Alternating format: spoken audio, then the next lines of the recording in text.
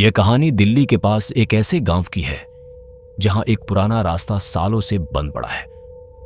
गांव वाले मानते हैं कि उस रास्ते पर किसी अनजान ताकत का साया है, इसलिए रात में कोई वहां से नहीं गुजरता।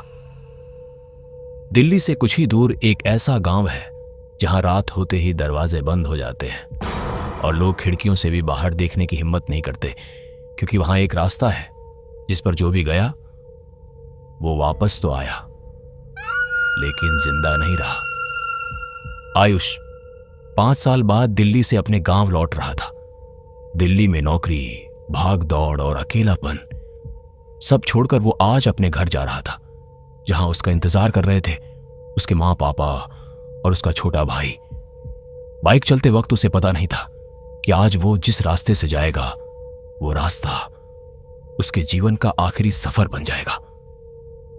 गांव तक पहुंचने के लिए उसने एक शॉर्टकट चुना, एक सुनसान कच्चा रास्ता जिसे गांव वाले सालों पहले छोड़ चुके थे। कहते हैं कुछ साल पहले इसी रास्ते से एक लड़का गुजरा था। उसकी बाइक अचानक रुक गई और उसने सड़क किनारे पड़े नींबू को छू दिया। 2 दिन बाद उसकी मौत हो गई और उसके बाद इस रास्ते पर हादसे होने लगे। जैसे ही आयुष उस रास्ते पर बढ़ा, हवा अचानक ठंडी हो गई। पेड़ ऐसे हिलने लगे जैसे कोई उन्हें पकड़कर झटका दे रहा हो। उसकी बाइक अचानक बंद हो गई। नीचे उतरा और तभी उसकी नजर पड़ी सड़क किनारे पड़े एक सूखे नींबू पर, जिसे उसे छूना नहीं चाहिए था। जैसे ही उसने नींबू हटाया, उसके पीछे से किसी के पैरों की आहट आई। उसने पलट कर देखा, लेकिन वहां कोई नहीं था।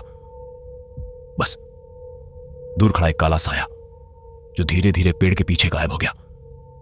घर पहुंचते ही सब खुश थे। मां ने खाना परोसा, पापा हाल पूछने लगे, छोटा भाई गले लग गया। लेकिन उस रात आयुष को नींद नहीं आई। रात के 2 बजे उसने महसूस किया कि कोई उसके कमरे में खड़ा है। आंखें खोली तो दरवाजे के पास उसी रास्ते वाला साया खड़ा था। 2 रात तक वो साया हर बार पास आता गया।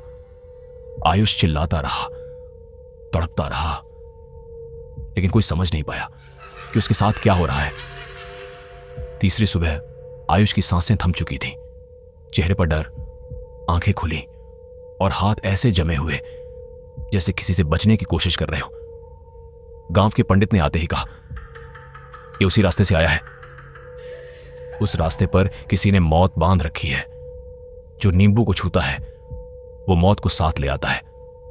सबने मान लिया कि अब सब खत्म हो गया। लेकिन उस रात आयुष का छोटा भाई चुपके से वही नींबू उठा चुका था। और अगले दिन गांव के बाहर एक और बाइक उसी रास्ते पर जाती दिखी। कुछ रास्ते बंद इसलिए नहीं होते क्योंकि वो सुनसान है, बल्कि इसलिए क्योंकि वो अभी भी किसी का इंतजार कर रहे होते हैं।